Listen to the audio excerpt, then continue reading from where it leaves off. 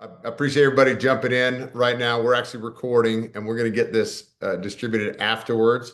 But it's a little bit conversational, go back and forth with questions and basically some practical things on how we can speak to our kids. We want smart kids. And so that's what you're here for today is raising kids to speak money, essentially. We hear about a lot of different stories at Pro Capital and Jed does in his service model and what he does with your money vehicle. And we all come from people that it was taboo subject, people that it wasn't, or we didn't have money, or they were open, freely talking about it, and so they're comfortable talking about money. But a lot that are in the taboo subject world, or we didn't have money, so it was just fend for yourself type of attitude. But overall, in this, the whole purpose of this webinar is we want smart kids. We don't want spoiled kids. We want driven kids. We don't want lazy kids, right? We want to leave money. We want to leave money or an inheritance to our children to bless them. We don't want to destroy them in that. And so that's the purpose today is how can we raise them up? If they're entrepreneurial, how can we encourage that? But basically, let's open up the conversation about money with our kids. And so no real slides, but what I want to start with is a couple minutes of introducing Jed and myself, and then we'll go into developing a wealth mindset, teaching financial literacy in the home. How can you do that? Some actionable strategies as a parent, educator, or even in the classroom. And then what can we take it from there and some ending pieces. And then if we got time, Jed had some questions about even estate planning within the NFL and the NIL world. So, a lot of this there's a big range of age appropriateness in this. So we hope we're able to get a lot, but this will be recorded. So throw your questions in the chat. I'll kick it off with where I'm at. My name's Cory Procter. I own Pro Capital Wealth Management. I have an NFL background, just like Jed. And that's how we got linked up. We had similar backgrounds, and I have a huge respect for him and what's going on. But I started this based on the premise of getting into a lawsuit in high school, rear-ended a lady. She filed suit, and a year later, folks filed for bankruptcy, and we had to start over. And so I didn't want that to happen to me. So that became Pro Capital, and where we serve entrepreneurs and who with a minimum $1 million investable assets, typically look like us, family of 4 or 5 with a dog. They work like crazy, love their family like crazy, and they want to protect the castle. And so we do those things. But it's been a powerful team here in Southlake, Texas, where we're located, and we love doing it. But I'll let you take it from there. Jed, tell us a little bit about you. Yes, sir. And we share that NFL background. My journey truly began 17 years ago with that first paycheck. I always love to introduce myself, Jedidiah, as a great failure. And I'm not ashamed to say I failed with that first paycheck. I got it and I spent every dime of it before it even hit my bank accounts. This was just as direct deposit was getting started. And I honestly look at professional athletes and go, they're the reason we created direct deposit because there were a lot of $75,000 checks in the back of their cars. But as I looked at kind of that first engagement with my paycheck, cute story. I bought an engagement ring. 15 years later, she is still my wife, and it was the greatest investment I could have made. But it was a very poor financial habit. And so I look at being handed that check and coming from college, I was an accounting degree, a business major. I was supposed to be able to answer some of these questions. And yet I had no direction, no family, nobody who spoke this language of money. And I set out on a journey, a personal journey to be a student. I went into Borders bookstores, remember those? And I would just grab personal finance books off the shelf. And I really started to look at much what Gail and I were just discussing. How do you translate this foreign language? How do you take a subject so intimidating, so taboo, so foreign, and make it a approachable and welcoming discussion, not lecture, discussion? And that's really where Money Vehicle began. I started answering questions of my teammates in the locker room. By the time my brothers, who were getting a Harvard Law degree and a master's at Berkeley in engineering, started asking the NFL brother about money, I realized this is a class and a conversation that is not being housed anywhere. And so I set out to change that. I set out to teach young Jed what this language was and to do it through simple analogies, stories, and ways to really make people accept and empowered around this conversation. That formed Money Vehicle, and I know we're going to talk more about it, but today Money Vehicle is the first mile of money. We want students to see money differently, see it as a verb, see it as a vehicle and something that is going to take them somewhere. Money is not the destination. And so we work with high schools, colleges, adult education, sports teams, all different kinds of professional athletes to really translate this language. I am not an advisor. I am not a bank, credit union. I have no ulterior motive other than to educate. And that's where a lot of my trust with the students gets built. But really, the impact and the empowerment comes from them hearing a silly story or an analogy and saying, I understand this language a little bit more. I want to go take these actions. So, Cory, I've loved getting to connect with you, seeing the success and the true NFL dream translate as a platform into your next career. And truly, I just love showing guys what you're doing and who you're serving. I appreciate it, man. Well, let's just jump in. Yeah, we talk about that. We were young and dumb when we were playing ball, man. I look back at some of those times, you're like, man, what a bozo I was at Yep. some things. Well, let's do this. Let's jump into this. Developing a wealth building mindset. What does that look like in kids? And we'll go back and forth, but what does it look like in kids to do that? How do we build that in them, or where's even a place that we can start, or how do they manifest that, I should say? So I look at it as introducing them to first, why do you care about money?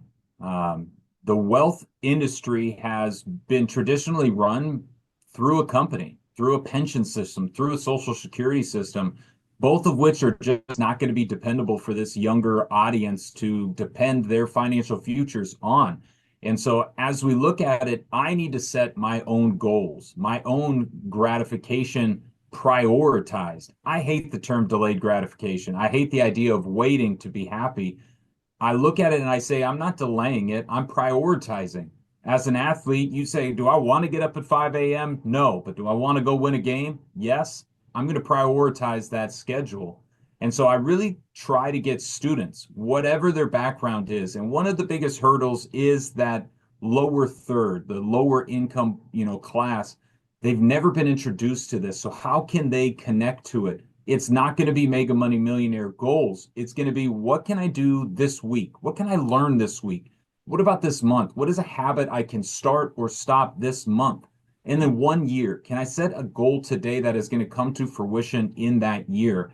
And I really see this idea of time as the biggest indicator of who has a wealth mindset and who is starting to speak the language. I always ask students, what type of or are you? Are you a spendor, sees money on a day-to-day time frame, as I was with that first paycheck? I received it and I spent it. Do you become a savor, an important and vital first step where you start to look months, maybe even a year or two in the future and say, well, I want to buy a car. I want to go on vacation. I know I'm going to need that emergency fund. How do I start to look a little bit ahead? But we have to, in today's world, because the pension system's gone, because of this idea of inflation, we have to shift to that third type of or, and that's an investor. They don't look day to day, they don't look even year to year. Investors start to look decade to decade. And as you enter into that third realm, we start to see this idea of not just money we've earned, but money we're starting to create. Hmm. And that's where you can get people interested. When you tell someone your time, your expertise, your energy can go earn a paycheck, but using money, speaking the language can create money. It is that moment where they stop just going to work for money and start seeing how money can work for them. And that's really that introduction to a wealthy mindset is, what type of or are you and what is your length in time that you see these dollars that you use? I like that. I hadn't heard it put like that before. I guess when I start looking at developing a wealth mindset for kids is I think it starts with obviously the practical conversation of what is money. It's purely a tool, right? This Mm-hmm. isn't it's interesting. Even, our kids are 10, 5, and 1, but hearing our 10-year-old talk about the Disney cruise we're going to come up on in November, and she's talking with her friends like, are your parents going to buy you anything? Are you going to, can you just use your money? Can't we just pay for another one? Or can't we just get more? And those natural tendencies go up because money is almost like this uh, fictitious unlimited asset to them, which is a good and a bad place to start. But I think when we're getting into that, molding that mindset, it's understanding that it's a tool, but also understanding the abundance mentality of it. And there's so many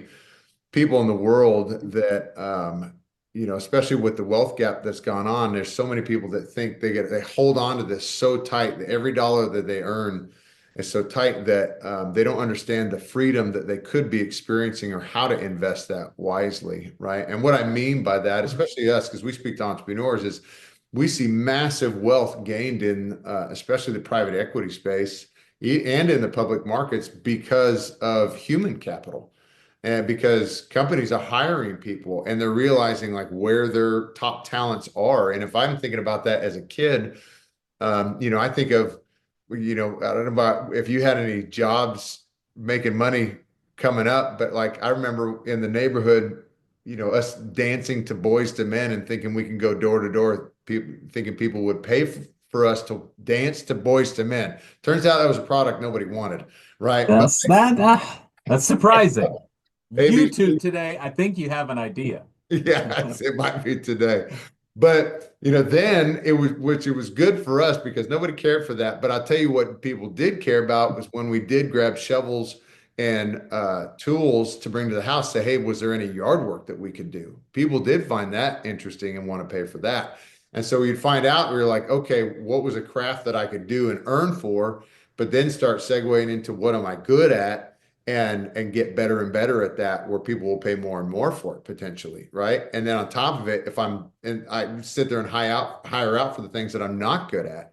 And if you want a good book, anybody listening, Rich Dad Poor Dad references a story about opening up like a comic book store in his school as a kid. And he used to get these comic books free from the gas station because they were throwaways. And he charged some friend from the school to run the comic book store for him and ended up making a profit off of that. And so it was really cool because he started messing or just experimenting with money as a tool. And I thought that was really, but it starts this process of what does building wealth look like? And really it's an investment in different categories, but it was really, really cool.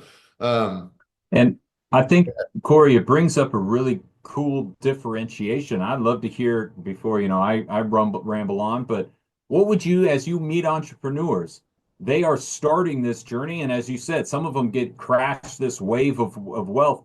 How do you express or how do you explain the difference between being rich and being wealthy? How do you identify new families, new opportunities that you are bringing in and saying, you are rich or you are wealthy. Where is your differentiation there? Man, for me, when I hear rich, I hear substance or stuff. And so when somebody says he's rich, you might look at them and you could easily think like big house, nice cars, lots of stuff. And that's, I think, rich, like more in a worldly sense versus wealth is gaining something that's way more valuable than money is time. And Mm, wealth is having a healthy family and in an obese country not being that and not shortening your lifespan and being able to maybe even invest in a gym membership or if you have enough money and do your own chef that can cook you meals where you can concentrate in other areas.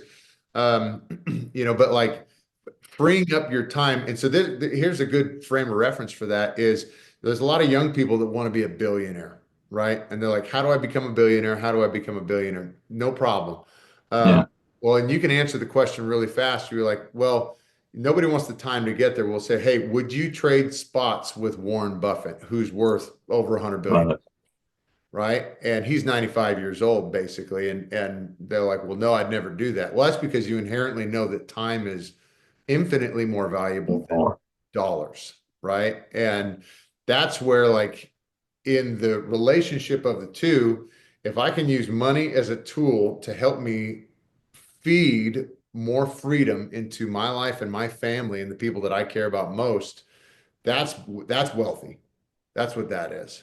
And that's where you can be a blessing, not just to your first family, which is your first priority, but to other people around you, and you can show them how to do it in your own life. And that's really been the testimony, I think, of yours and my life in this is like you stewarded it the right way. You acted the right way. You didn't go blow it, right? And there's different reasons or motivations behind those, but you went and put it to work or invested it or did the made right choices with it, where it allowed you. And I'll give you a classic example is when I got hurt with the Miami Dolphins, I ruptured my patella tendon. I was infected. Knee got an infection, lots of surgeries. I sat on the couch basically for almost 2 years with no rush to get back to work and no rush to go earn a paycheck. And that's because I didn't just go blow every dollar. And this is not an NFL thing. I meet professionals pretty frequently. They'll make $4 million in a year and they're spending five. And I'm like, Mhm. sorry, I can't work with you. I can't I can't fix that for you. And Yeah. so, but because I didn't spend, I spent less than I made, and I had some basics in there, it allowed my wife and I to have the freedom to have our first 2 years of our marriage together, to bond together. And so to me, that's wealth. Like that allows us to be together and enjoy our relationship so we can have a solid foundation and it not end like so many, statistically speaking, happens after the league or in America. Mhm. So that's wealth to me. No, I love that. And you touched exactly on if I were to define it, you look at this next draft class of NFL rookies, I get to stand in front of them and say, congratulations, you are rich. You have money today. You have those possessions today. That transition to wealth is exactly what you just mentioned. It's time. It's how many tomorrows do you not have to worry about money? And that's that mindset shift is getting people to see rich is a good thing and it's a step, but it's handling it, managing it, and making it last over time is when you really start to transition to that wealth status. So that mindset, that's where it really needs to begin is it goes beyond just money. It goes into those atmospheres you were just describing. That's good. And I think that's the best place to start, which is coming right into our next segment in here is how do we start these conversations at home with our kids or in the classroom? It first starts with mindset. And this is everybody. You got a victim mindset, you're going to be a victim the rest of your life.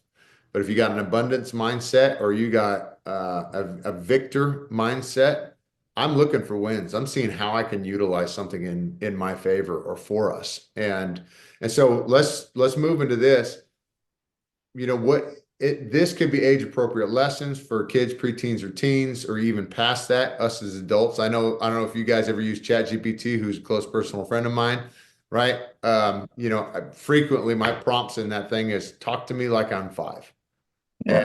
And when I ask the question, break it down in simple terms, please.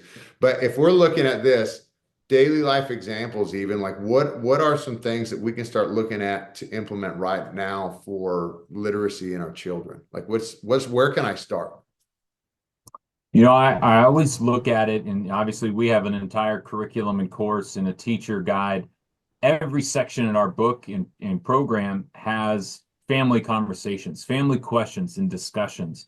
And it's really allowing opportunities. Hey, I'm going on a Disney cruise. Where are the opportunities to discuss the money aspect of this? Yes, everything that we get on the boat may be free to you right now, but no, we paid an entrance fee. And so explaining exactly how in real life the transaction of money really works, but then it is focusing on, well, what subject and what topic? I now have a teenager. Well, what is that going to introduce them into a world of? Well, they want or need a credit card. Okay. How can I start to explain this idea of credit to them? And I look at a simple, silly analogy that we use around credit and your credit score being connected to curfews. Now, why is that? That's because every teenager wants more curfew. and every teenager is going to want more credit. And to do that, you're going to look at what the decision is based on. It's based on trust, where your parents ask you, hey, when was the last time you missed curfew? Credit system's going to ask you the same thing. When's the last time you missed a payment? Well, what about you coming in at a 10:55 when the curfew's at 11? What if you're spending $3,000 on a $3,000 limit? It's the same series of questions. And so as we begin to look at how do you start this conversation at home, you begin by stating that mindset and understanding that we are going to approach money differently. Many, many times, the hardest part about changing your financial mindset or changing your financial future is elevating out of the circle that you're around. And I don't say that negatively, I say that positively. You have to question, is this circle closer to me or are they closer to the goal that I'm trying to achieve? And if you want to do something your circle has never done before, you have to begin to do things your circle has never done before. And so as you approach this conversation, it is simply finding the moments, the topics, and really the daily lessons that you can use to say, you want to talk about credit? Well, let's talk about your curfew as well. They're both built on trust. Throughout the program, we continue to tell students, ask your family, ask your parents, ask your circle, where did you open that bank account? Did you see a credit union? Why did you choose a bank over a credit union? Do you know the differences? What questions did you ask about that account when you went and opened it? What does that account purpose have for us and for your plan? And then why did you need another account for a different purpose? So it's just having the ammunition of questions to see the subject, see the topic, and say, this is a simple conversation. It just needs to be started. Yeah, that's great. I love that. See, those are, to me, when I hear that, it's very much invite them into your life. And Hmm. this is kind of like my kids pick up more that I do than what I say, right? And so I love this conversation. We actually, one of our Pro Capital newsletters that we sent out, this might have been a month or two ago, we got a huge spike in opens and click-throughs, and it was a great traction piece for us. But I shared a story about our oldest daughters. We went to lunch at Chuy's Mexican restaurant, right? If anybody knows Chuy's is good. That spicy ranch is money. And the I was actually super excited because I'm on this diet and I only ordered fajita meat and the vegetables, and the guy gave me a deal on the meal, and I'm like, hey, I found a hack. But the lunch was only $60, and which is cheap. You guys know that for taking out a family right now. But it was only $60 our piece, and she was just talking about how much she loved Chuy's, and so I go, man, wouldn't it be cool if we could eat here every day? And she goes, that would be so awesome. And so I made an intentional moment where I was like, hey, what do you think it would cost? How much money do you think it would cost if we ate here for a whole year every day? And she was funny because $60 for the meal. She's like, I don't know, like $300. And like, that's a good guess. And so That's a week. that's right. And so we just took out my phone and broke it down like, okay, $60 times 30, this is a month, and then times 12 ended up being over $22,000, not including tip. And she looked at that number, $22,000. You know how much, and her eyes just got huge. And it was really neat because after that, she just started asking questions. How much does that cost? How much does that cost? And she started taking an interest in it. And what I think was really good about it was, we can be so scared, especially if we haven't been taught about money or money vehicles or anything, to just kind of step away on something we don't know versus engaging and it being a learning situation for my side too, because I saw her light up. I didn't think it would be that big a deal, but now I'm like, all right, how much do you think that car is? How much do you think this house is? And we can talk about big items too, and talk about what it took to actually earn the money to go get it. And it's really cool because I think we can do those things in our daily life where we're trying to implement money talk moments, and you can even from there You're like, she goes, Daddy, I want to save, or like, I want to get something on the Disney cruise. I'm like, okay, well, you got to save money to do that. And how much money do you have saved up? Well, now we see how much she's got in the safe, how much cash she's got. And we say, okay, if we save up, what are some ways you can find money to be able to save up for that? And and so then we start brainstorming. I'm asking the question, she's coming up with the answers where she was like, well, maybe I can clean up my room, or maybe I can do more chores, or maybe I can take on, and what she's saying is I could take on more responsibility, which is work. And I loved it because now she's chewing on this wealth mindset building tool in her head and finding ways to bring value so she can execute the goals that she wants to execute. And so it was a really powerful thing. But that's what I hear you saying is basically let's Yeah. find those money talk moments. And the another great connection to younger audiences, they understand again this thought and theory of time. And so if you take maybe let's say $20 an hour as somebody can earn in their time, and I was just in Sephora with my two girls, which is a whole nother conversation we won't get into, but everything in there is $30 or $40, and it's, for whatever, but you can connect that now to, well, the person working there is making about $20 an hour. If you want to go buy something for $40, that's 2 hours of their time. So you're not exchanging money for that lip gloss anymore. You're exchanging your time. And to have that direct correlation to, well, how much money does dad make, mom make? How much money do we make? Well, that car you want to go buy, that's going to be 3 months of my time to go purchase that car. Making it again a tangible resource that they can understand is a really cool way to connect in and to see it as something more than this far off dollars and millions and money talk. And now it becomes, well, I would need to go to work for 4 hours to earn that stuffed animal.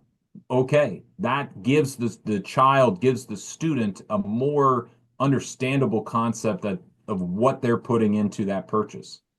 Heck yeah. What do you think of allowances, money jars, everything's digital these days, right? There's maybe allowance Yeah. apps, or Yeah. is there any tools out there that you've seen valuable for the kids that especially for like our demographic that we serve, like our entrepreneurs have built amazing businesses. They're not wanting to spoil their kids. Like, so what are some practical tools after the conversation that you've seen really valuable that we could bring to the table to make sure that they're learning up in the way they should? I mean, great moment to spotlight a fellow entrepreneur. My first nest egg is one of those apps that connects children, families into this idea. And again, like you said, everything's digital. There are plenty of apps, plenty of tools out there. Um, I really believe the biggest indicator that they are starting to understand is what your daughter just said. I want something. I want something on the Disney cruise. Great. How do we connect that, show you your goal, and then celebrate that you've accomplished that goal? We've talked about that wealthy mindset. Wealth is a far off in the future kind of tangible thing. We need to have checkpoints and marks along the way. So it's celebrating once you have achieved something that you said you wanted, and to see how the money was, again, like we're saying, the resource, the tool, the vehicle that took you to that destination. It was you, it was your knowledge, and it was your sacrifice, your discipline, however you want to frame it, that got you there. And so I really look at, I'm not a huge component of budgeting. I really try to get people to live by a portfolio paycheck, a set number that they have, and they get to decide it. Diving into the dollars and the cents and the things, it always seems a little bit more controlling than I want money to be. Even the market, I got text messages this morning like, oh, it's a bloodbath, and oh, the market. And I looked at them, I said, who's trading stocks? Like, stop looking. Do you need that money? No. Look in 20 years, then we'll be fine. But Right. it's that idea of, does money really control you, or do you control your money? And when you look at the student or your child and say, are they understanding this? It's when they feel that pride in setting that goal, achieving it, and getting to enjoy it. And that is what money is for. It's meant to bring you these moments of happiness and these moments of satisfaction. A moment that is fleeting and will go by, you're going to want to go on another cruise or another Sephora trip. But celebrating and enjoying it is, I think, the best way to encourage that activity and encourage that practice. That's good. Okay, so as you talk, I'm sitting here, I'm looking down my my questions in our outline right now. Let's just say I'm late in my life in doing this. Maybe I have a teenager, or my kids are in high school, or maybe even college, and I've paid for everything, or they've earned a scholarship, which is great. So they haven't necessarily had to feed into that somewhere, or they haven't felt it anyways.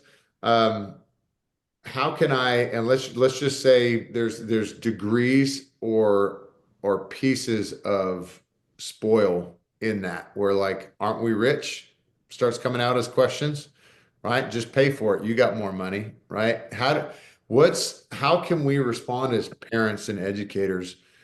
And this is, I know these are different um, settings, but like a classroom versus the home.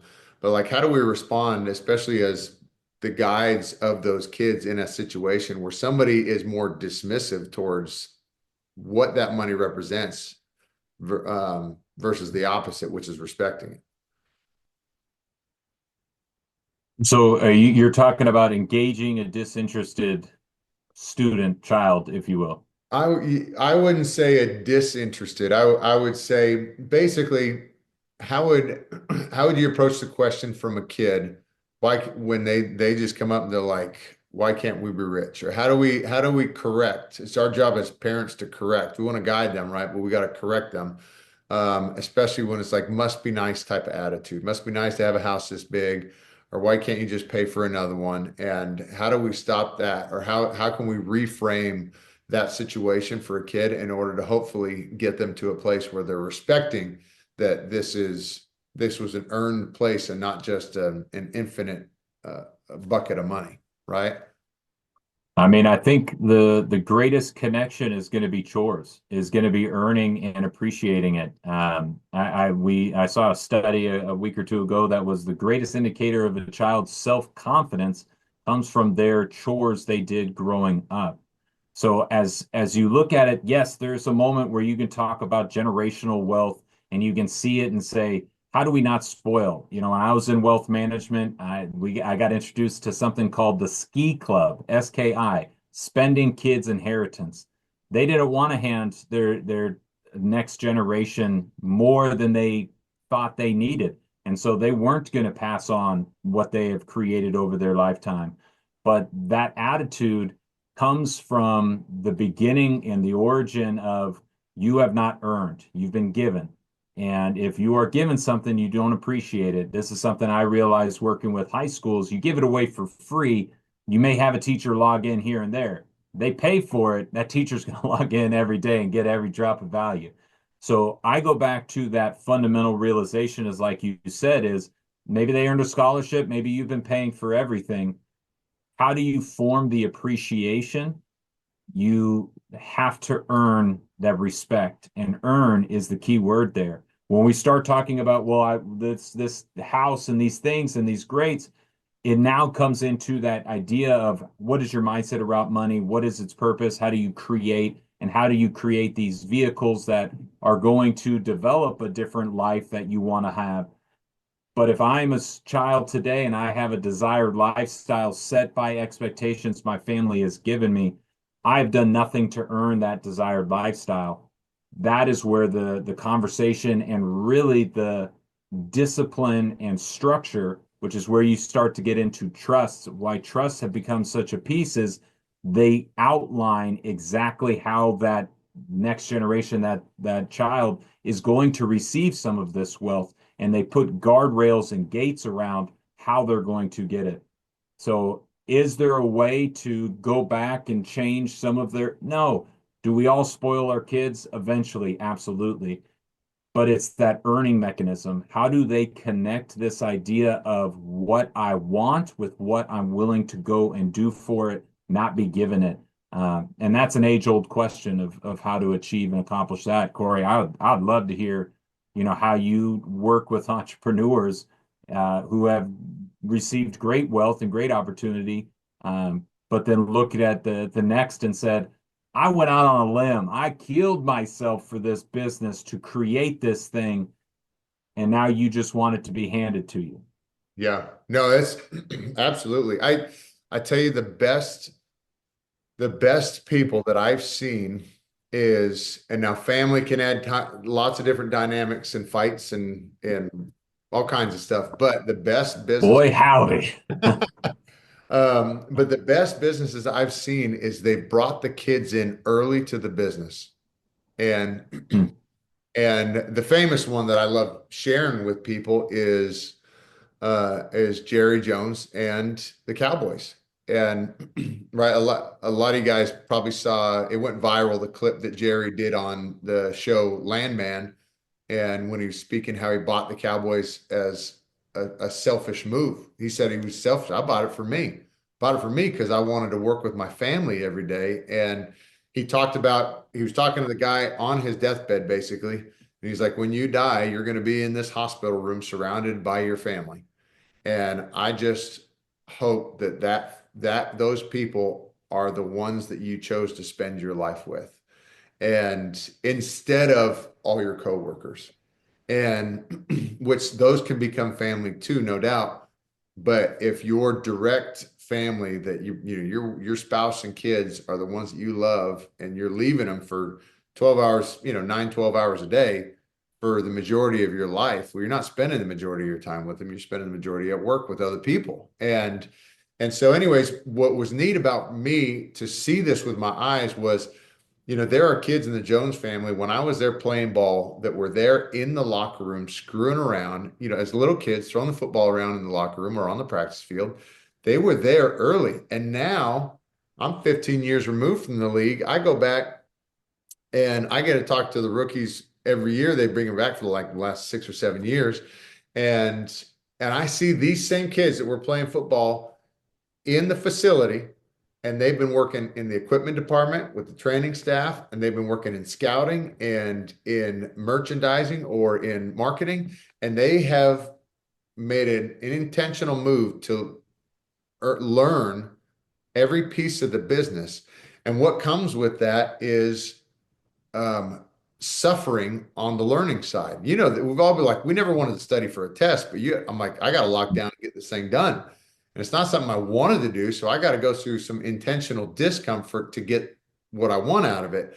And the thing is to not spoil kids or getting somebody that really respects the value of the business or the money that was earned is to make them walk through the same steps that you walk through, essentially. And it didn't have to be exactly the same, but I thought it was so cool and so powerful that the ones that are in the business that are working it every single day and ones earning the money, it's where your heart lies, where your treasure lies, your heart lies also. And so like I put so much sweat and equity into this thing that the money that comes out of it is a direct representation of that life's work. And so I think bringing the people into it is your kids into it is a real powerful thing to do. And so it's a good segue into this next piece about trust that you mentioned, because one of you guys, if you guys have specific questions, I'd encourage you guys to put them in the chat about this. Any of these stories, if you have something aside from this, put it in there. But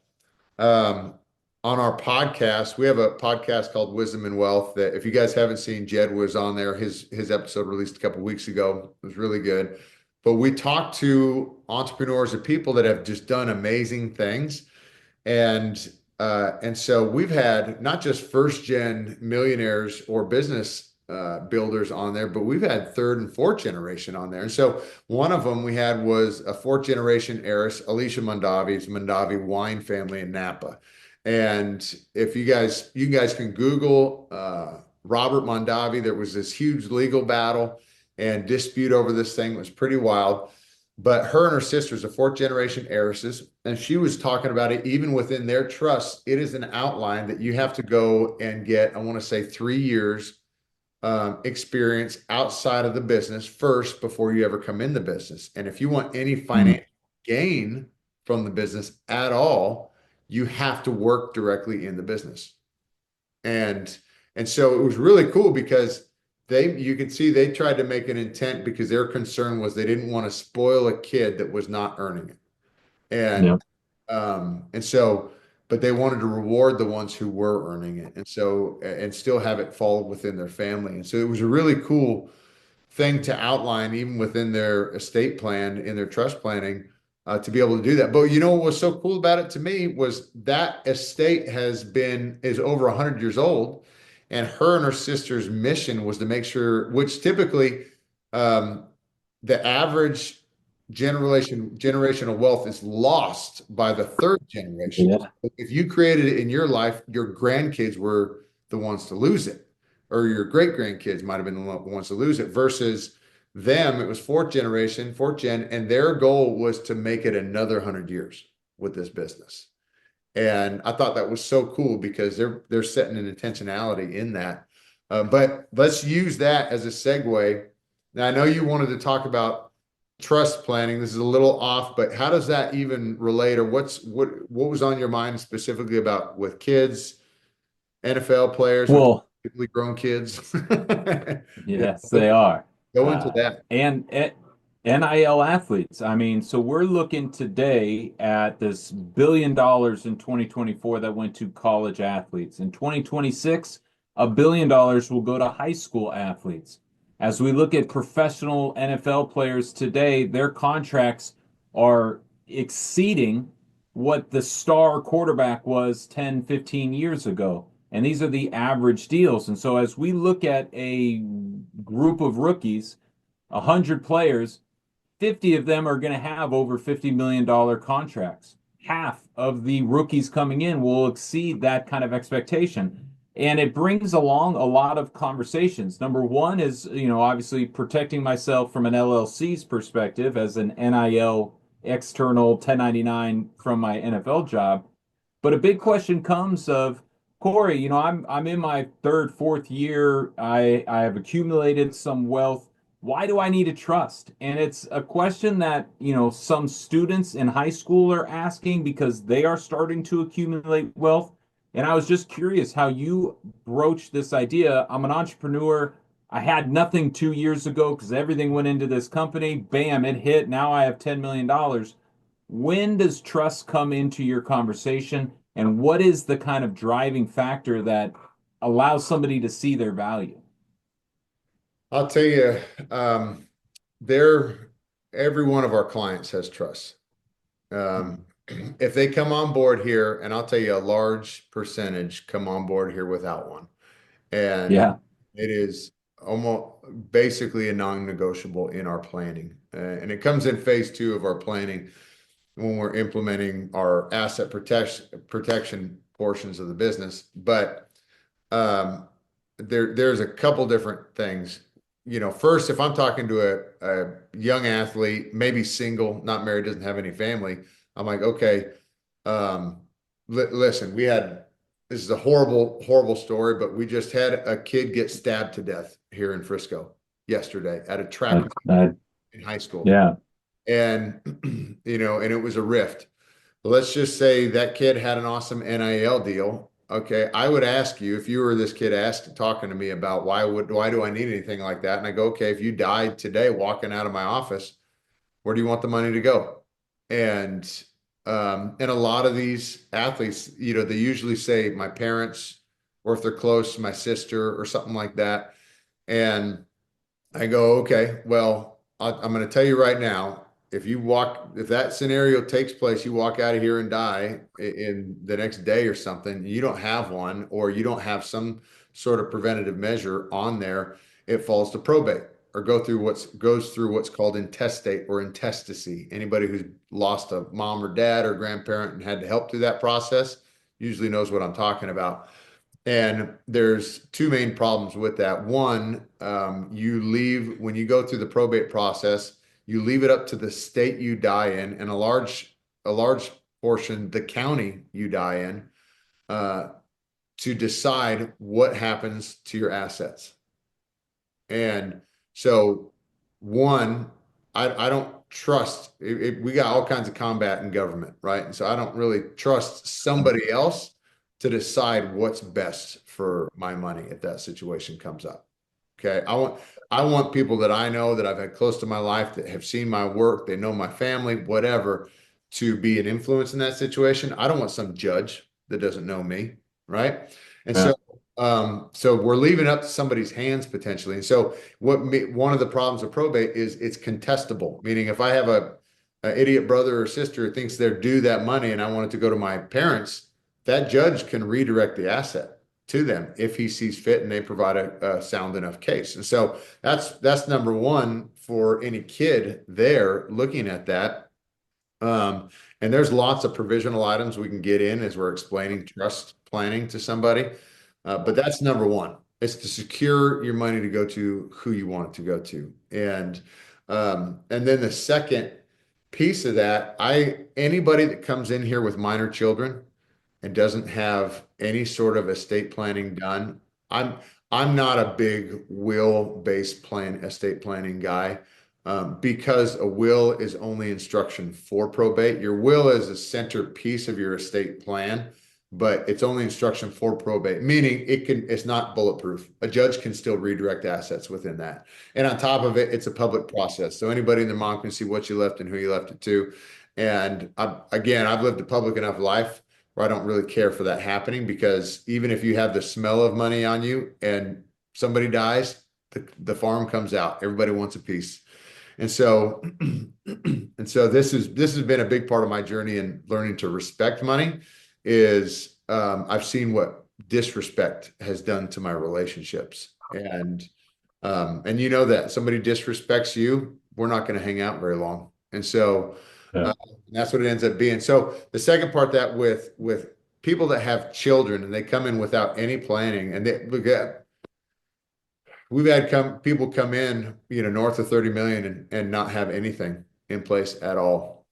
And so, and I'll tell you, in the state of Texas where we're at, if you have not had any trust planning or any estate planning at all, done any pre-planning up to the point, if you die in the state of Texas and you have a net worth of $70,000, you are statutorily required to hire an attorney to probate your case. And Hmm. and that costs more on the back end. This is why attorneys like doing probate cases, because they can bill more on the back end. And so it costs more on the back end to do that than it ever does cost on the front end. Setting up a trailer. Yeah. So you could be talking about the cost difference of 5 to 200 grand, 5,000 pre to 200,000 plus post. And depending on the size of the estate, or tied up the assets for another 3 years, so it's not going to any babies. And so, and that's when I talk about, when we start talking about minors, if you have kids or children, we have a double problem now, because in our ancillary documents for trust or estate planning, we have guardianship. And this is who you are putting in legal documents to watch your children if something happens to you. Like, you die early, I want specific people watching my babies. And what I don't want is, we'll have those young, successful couples that will come in here that have no planning.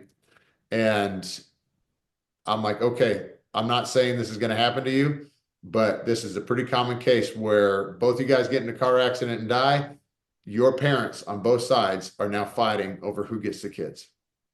And this is a common thing. And they may be both suited to do that, have resources and all the love in the world. But if they're caught in a fight, that's not fair to the kids.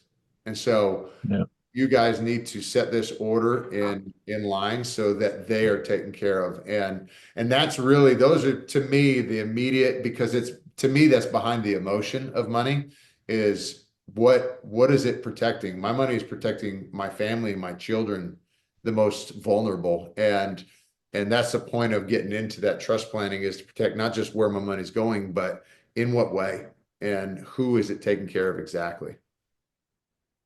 And it's again, it's that respect and appreciation for a new avenue. When we hear financial advisor, we think investments. And it's like, that is a part of the plan and the program. But as you speak money and as you see the different avenues that money can create, investments is one subject and it's one piece of the overall puzzle. And that's what I get to see the light in professional athletes today starting to go off of. Great. I want somebody to make me 10% a year on my investments, but I also want somebody that's going to look at me and go, what about this side of it? What happens in this scenario? What are your goals here? How can we save in other aspects? And so it's just been a really neat, and I love hearing you explain and kind of walk through those examples. You're a great storyteller. Stories always, deliver the message the best. And so it has just been a really cool of our brotherhood to see the shift in the change in the questions and the topics in the audience.